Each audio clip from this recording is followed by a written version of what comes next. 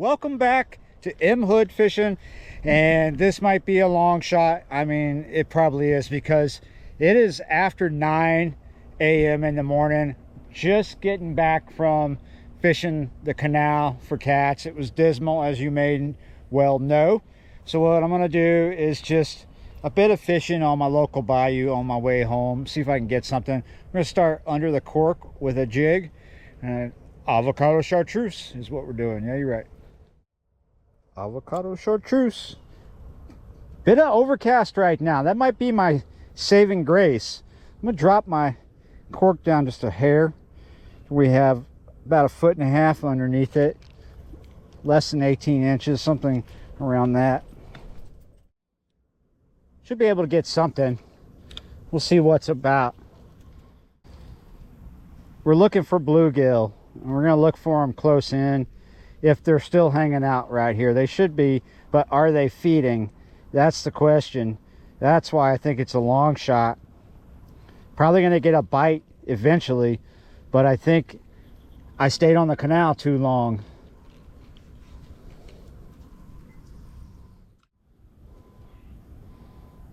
There we go. Ah, something took me down.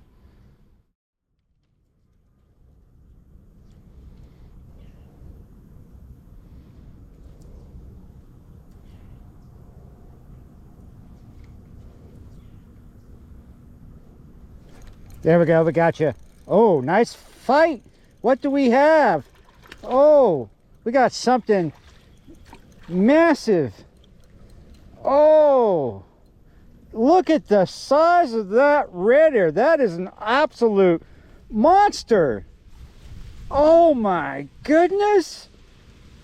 Smoky smokes. Holy smokes. Holy smoky smokes. Man, can I say anything sillier? My goodness, I was not expecting something as grandiose as that. Woo-hoo-hoo-hoo! Woo! I can't do enough woos, man. Let me tell you something. I'm gonna have to eat that.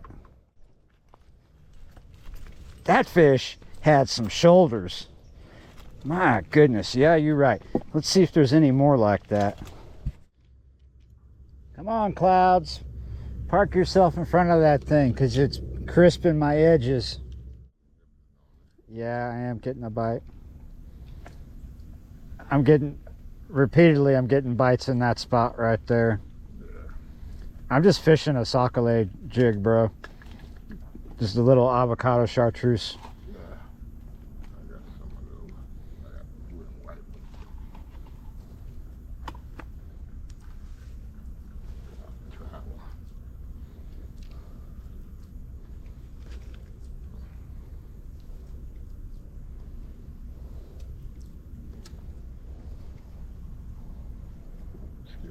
That's all right.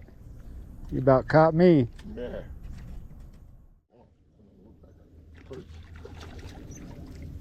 That is another shell cracker. Look at the size.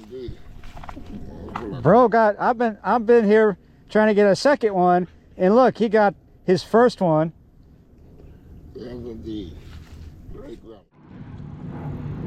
Finally.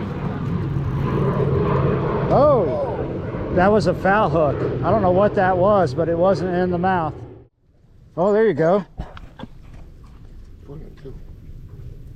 Oh, that was a gar. Garfish. That is a big cichlid. Big old Rio Grande. We got a double. This looks like a succotash. That's a Redear. Oh, that's another runner. And you got one. I got a succotash. That's a succotash. That's what I got. Yes, indeed. Succotash is what I got. That was funny, bro. Yes, indeed. You were like, you pull that Redear out, you're like, that looks like a succotash. And then I'm like, no, that's a Redear. I'm like, but I got a succotash. Yes, indeed. Holy smokes, can this morning get any better? We got a little bit of shade, some clouds in front of the sun. Come on, get out of there. Dude showed up and it turned on. That's a nice one, bro. Yeah, you're right. Oh, yes. Oh, yes, indeed. indeed. Another sucker. Oh no, this is a Redear this time. Oh, damn. Is that bigger than the first one? I think it might be bigger than the first Redear. We'll do a comparison real quick. We'll leave this one, the second one, with the jig in its mouth. Which one bigger? I think the first one by an elephant hair is bigger. But they're come on, dude.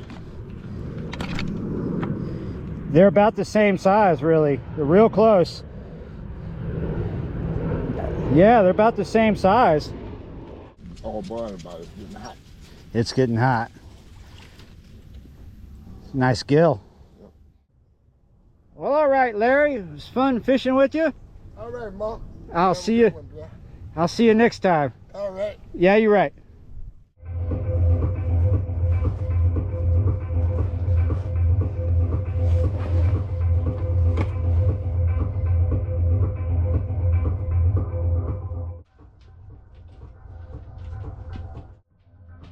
Yeah, you're right. It's actually after 4 a.m. in the morning. Traffic is cranking up out there. You wouldn't really know unless I told you, right? So how about dinner for breakfast? Let's follow the kitchen counter halo over to this plate here. I set this out when I woke up. I got up at 2 a.m. I went to sleep, guys. I was super tired because I shot 3 videos and edited 2. So here we go. That's pretty. Cooking music. Dystopian soundscapes is how you find that. Just search dystopian soundscapes on YouTube. It's dub techno. Here we go. Got a bag of buckwheat. You know, it was the last bag on the shelf. Hopefully more shows up because I'm addicted to it. So you want to do 1 part buckwheat, 2 part water, right?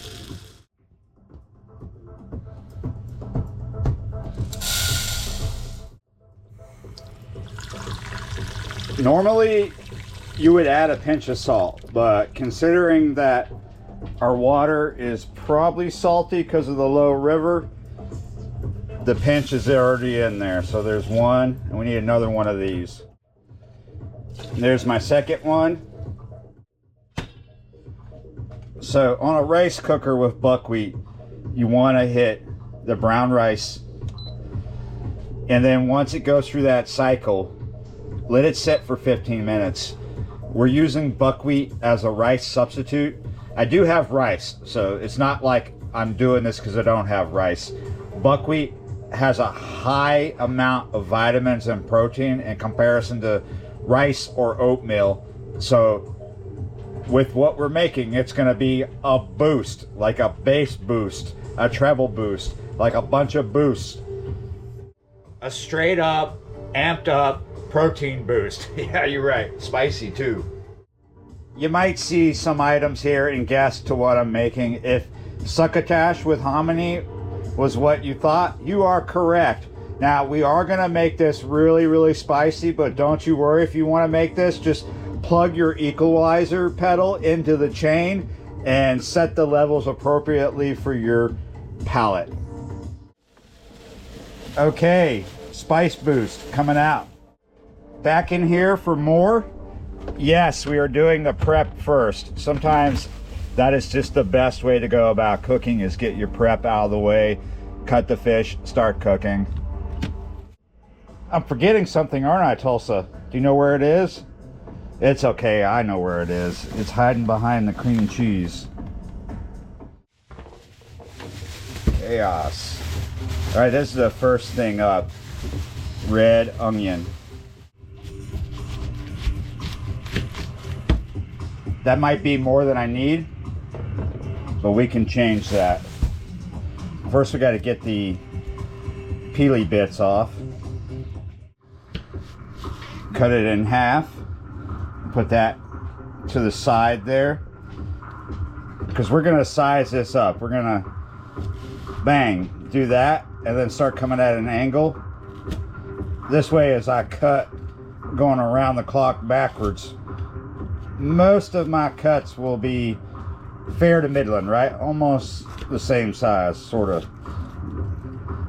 I don't like everything like uniformly cut because it looks like a machine did it when you do that way, like it came out of a can. We want it to look like it came from the house, not the manufacturer. We'll go ahead and call that pile good because that's not the only onion going in there.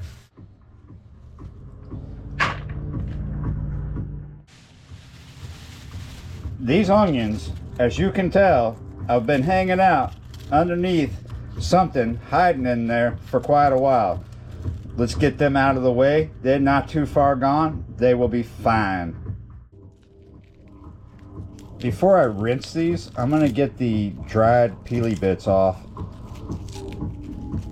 That'll reduce the bulk down a little bit, unfortunately, but you see this right here? This would be good in a stock, but not so much for what we are doing today. We're not going to have the time to cook it down. Oh, we're destruction. We're destroying. We are destruction. We are a force of destruction, but it's all right. We'll just plug in that equalizer pedal and even it out, right?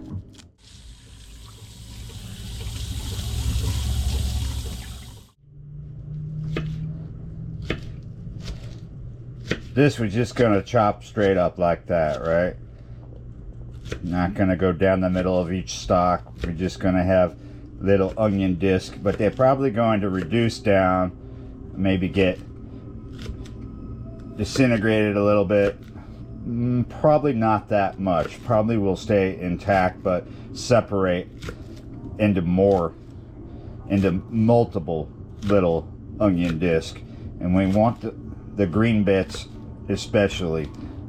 So I did not trim off the spindly bits on the end of the green stalks. As we come along, you know, we ain't gonna include that. We will get to it close and then discard the spindly bits. Spindly bits discarded. You see, with this little pile of onions and that pile of onions, that's probably enough onions, because we're not cooking for an army, we're cooking for one man this morning, and I am that man. I am the man. The man of your dreams. Alright, that's enough. So this has been hanging out a while too. This is another frugal thing. You see, it's all wrinkly old man, pruny feet kind of looking over here. See that? That's not bad, as long as it's not like soggy or brown colored. We're gonna open that up, look inside, it looks fine. We're just gonna pluck the seedy bit out without destroying too much. We don't want to take away too much. We can left with some seeds in there. Now, that's not gonna boost up spice wise, right? But you ain't gonna be able to digest that. And there's a great possibility that these will just go right through you and get deposited somewhere. Like if you have a busted sewage pipe, you might end up with some bell peppers growing in your yard. And yeah, you're right. That's true. The human body cannot digest bell pepper seeds, tomato seeds, pepper seeds, and there might be a few other ones. You see we got a brown spot here. That's going to the discarding bag. It's discarded. Haphazardly, right? Sort of. There is some uniform here. Stripping it. But I don't mind. I mean, it doesn't matter if it gets out of control. Because like I said before, I don't like my vegetables to get cut up perfect. Because it'll look like it came from the manufacturer, not my kitchen. I mean, God forbid, I don't want it to look like food we used to eat at the school cafeteria. I know some of you probably were privileged because maybe your school was just better. But yeah, back in the day, that stuff was not the best, but it was definitely appreciated because sometimes it was better than what was on the table at the house, and it was cheap.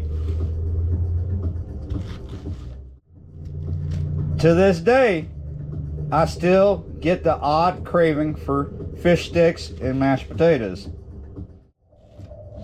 However, never do I crave that horrible square pizza that was like a matzo cracker that someone sneezed on.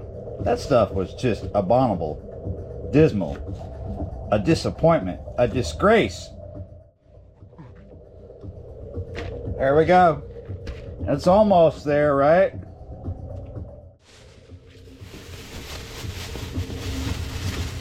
Spice boost. We got some jalapenos. They've been hanging around this one as a toupee. It's growing. Massive Christmas spice boost there, red and green. Almost forgot.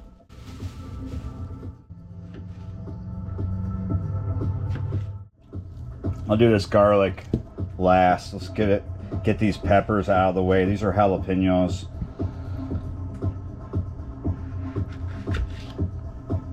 They look good on the inside, so they weren't that far gone in the end. Resist the temptation to rub your eyes. We're just gonna strip this kinda haphazardly. You should know why.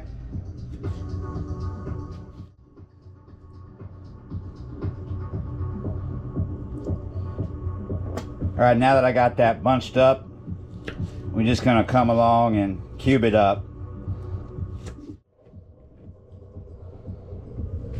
Need that oversized bowl closer. We are getting there. Not quite yet do I need that knife. I'm just gonna start busting it up. That looks nice. It's always a crapshoot how much garlic, right? You could easily overdo it and you can easily underdo it. I think it's really about what you like. Also, it's about how you're going to apply the garlic to the food. So I don't know, I didn't count. What do we got here? We got seven cloves. Let me push that to the side right there. I'm gonna debuddify this garlic and take the ends off where the roots were coming out. Reason I'm going with so many cloves, and I could always go with more, is because I'm gonna chunk it up instead of crushing it, you know, or mincing it. Not good enough. Don't want it super fine, but we're just gonna like haphazardly come across there with the knife. It's a nice little mix. We got bigger, smaller, medium-sized chunks in there. That is looking good. This is what seasoning should look like. This is definitely what it did look like before it was dried, granulated, powdered, and all that stuff, put in a jar and a big label on there with a bunch of chemical names that you can't pronounce. Of course, there are spices, right, and herbs that you can dry and stuff, and that would be how you would keep it. However, I do not really like garlic powder, garlic salt, and stuff like that, or onion powder. This is how I want to roll. We are deep into this video and we haven't even cut a fish, but thankfully we caught a fish. We caught 3 fish quite some time ago, and now we're heating up the pan, putting a bit of olive oil in it. So I'd say we are on track. I've got some sizzles and pop kind of noises coming from this. Yeah, you hear that? That is correctly what I want to hear. That means it's ready to add this seasoning. Now I put this electric burner at like 5, which is a medium heat. We're gonna shake that around a little bit. Make sure that oversized bowl is fairly empty. Come on, you little piece of garlic, get your butt in there. Shake it around a little more, toggle it down. Bring the heat down.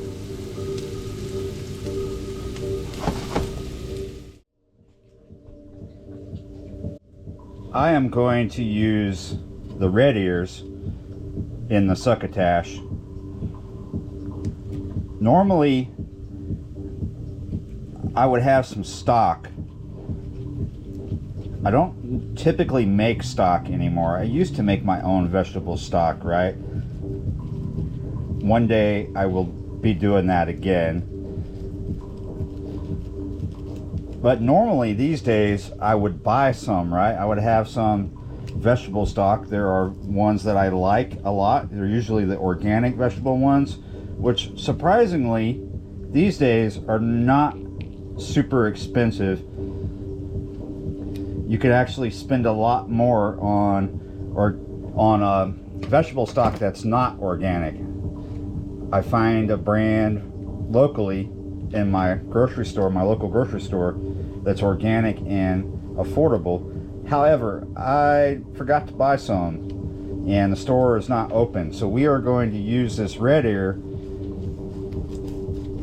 And another little trick I'll show you as a stock substitute, but of course the Redear is going to be a part of that succotash sauce.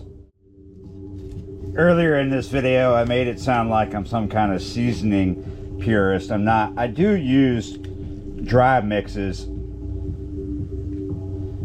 just not always. I do prefer fresh onion compared to onion powder, and garlic, fresh garlic compared to garlic powder. I like those Chef Pompadour. I'm always butchering that name, but you know, the magic spices, I like those a lot. There you go, in my oversized bowl. And here we go, a can of hominy. We got to open it with the, yeah, that's good. We do not want to take that lid off. We're going to need it.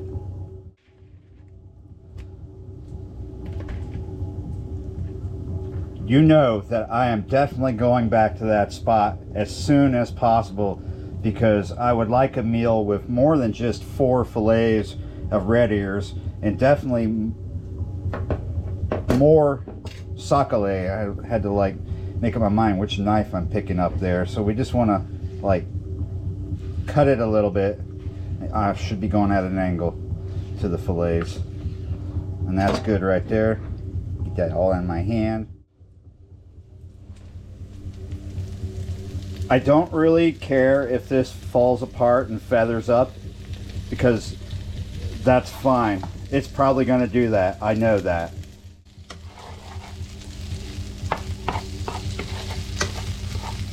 What I'm looking for initially at the moment is for these pieces of fish to start going white. So I'm going to take my can of pozole, because that's what we call this in Spanish, holding the lid down. As you see, my fish is white. Now you might notice that I have not added salt, but you might also know that I'm adding salt right now. There is a bit of sodium in the broth, the stock of this hominy. And there you go, there's my trick. Since I did not have stock, I knew that I could use the juice from this as my stock. And now what I want to do is get that all to a rapid boil. I'm going to bring it up just a little bit, almost to 5, almost to medium heat. While we're waiting for that, we're going to spoon some of this.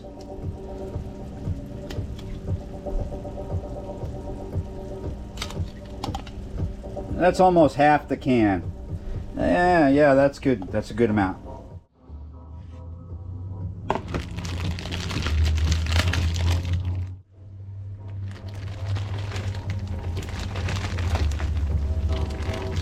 Some of this okra is still kind of frozen. However, a lot of it's not. It's all good. It is already smelling really, really good. Not at that rapid boil yet. It's going to be a little longer now that I put cold okra in there. That's all good. All good because I got to open this. Only 2 things coming from the can. Of course, you know, maybe you could slag me off for using frozen okra, but have you seen the prices of fresh okra lately? My goodness. Save some money. Get a bag of frozen. We'll call that open.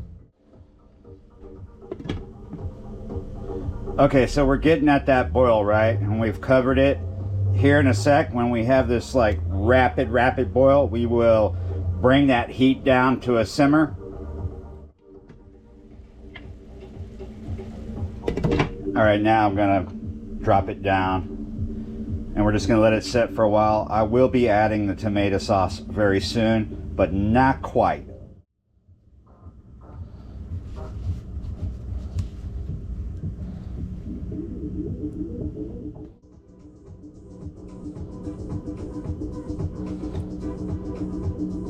I am really enjoying cooking to this mix.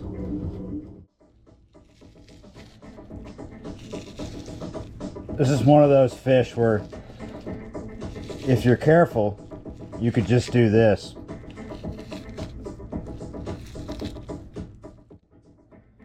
But to do that on this fish, and bass you can do this too, you come at the top, right? And you start gently peeling it back. The faster, rougher you go, the more meat you're gonna end up accidentally plucking off and it'll be on your skin. You want a whole intact fillet. And when we get to the lateral line, that's where we need to really slow down. We're at the lateral line right now. You'll have a little more stickiness.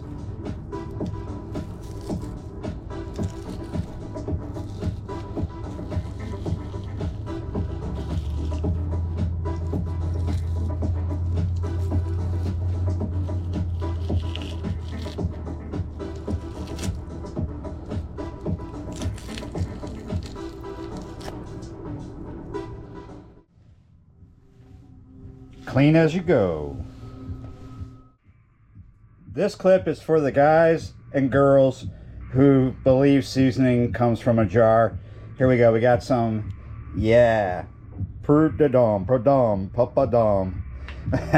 Actually, I enjoy butchering that name. I don't know why. It's just, sometimes it's fun to butcher a name. Blackened redfish magic. But we are not doing this in a traditional blackening style here. We've got a wet fillet. We got 2 wet fillets actually.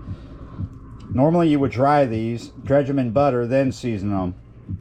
But this is not redfish. This is succotash. This is crappie.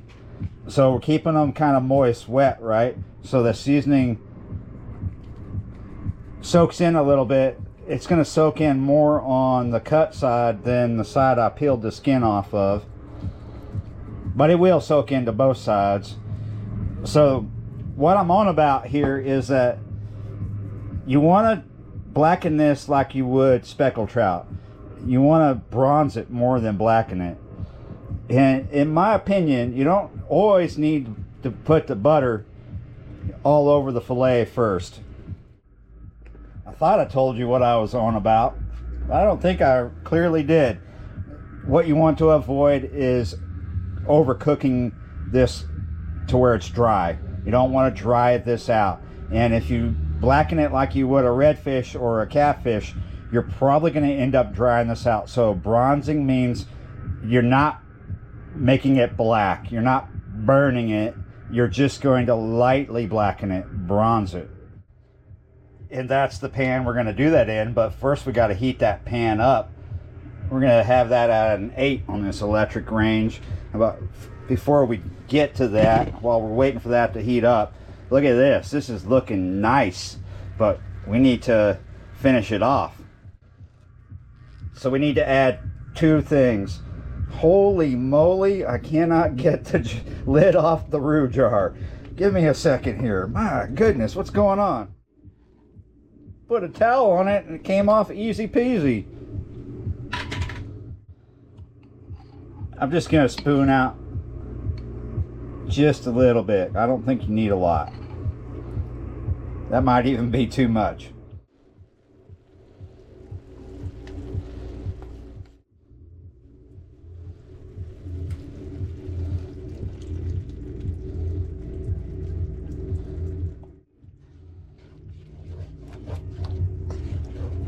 Normally when I make this, I add like stewed tomatoes to this as well as tomato sauce. I don't have any stewed tomatoes. Yet another thing I didn't get at the store, but it's no biggie. It's not the end of the world. You can totally make succotash without stewed tomatoes, but you need tomato sauce at least. And hey, that's not looking too bad. So it's going to take a second for that roux to break up.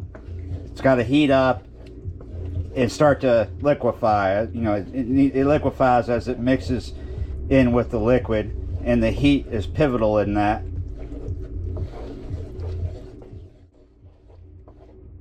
Roux is pretty much flour that you add to hot oil and brown down into a thick paste. It adds thickness to your food and flavor. It's a Cajun thing. However, it's not just Cajun.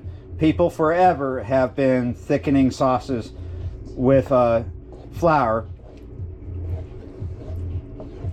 Roux is particular to Cajun cuisine, but not exclusive. I did a taste test and I am pleased.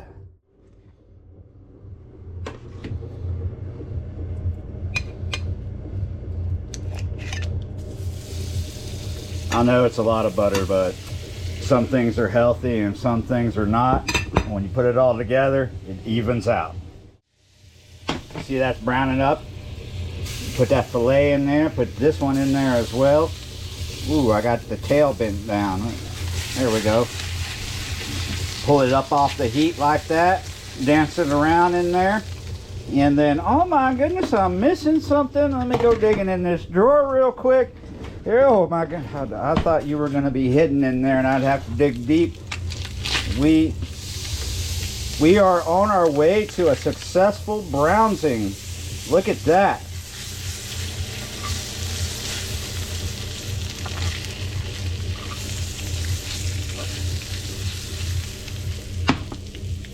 Also, I've got it like kind of off the heat now because I believe there's enough heat, residual heat in that pan to where we can just set it here. We can even turn this off. And if it's not cooked right now, it'll be cooked all the way in a jiffy. It don't take much. We are on our way. Got the Jeffro bowl to the side and ready to go. This is kasha. That's what we call buckwheat. Mostly in Russia, they call this kasha.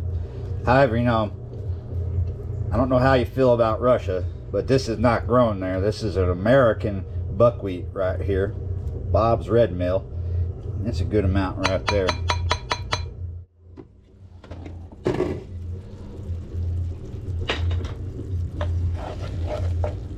That's looking good.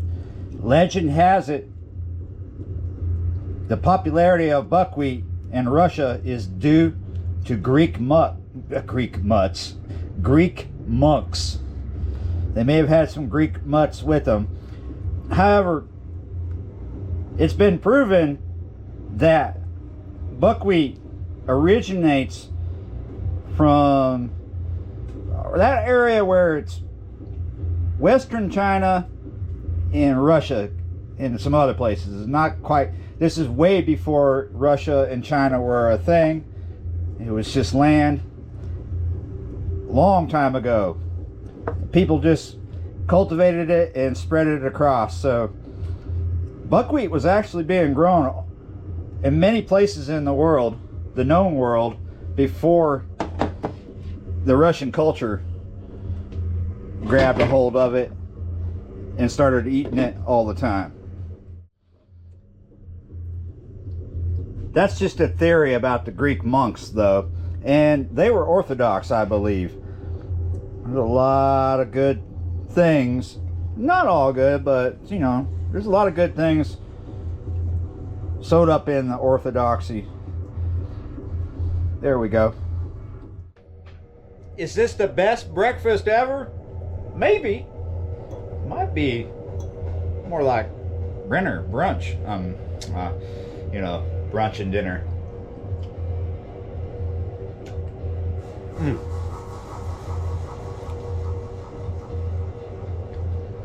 Not weird at all to have this with buckwheat. I actually like buckwheat, so it's just, you know, my opinion, perhaps. Holy moly, that's got some kick, though. Yeah, I could taste the jalapeno and everything else in the garlic. I have not really got at the blackened crappie yet, the blackened succotash. Oh. Whenever I cook something with hominy in it, or pozole, whichever you prefer, there's actually a chili called pozole, but hominy in Spanish is pozole, you know, white corn. Whenever I cook with it, I'm just in heaven, because I happen to really cherish hominy. I grew up eating it. However, I did not get to eat as much growing up as I eat as an adult. Okay, here's a bit of buckwheat, succotash, and blackened succotash going in the mouth. Whoa. I did right by that succotash. It is not dry, very tasty, flaky.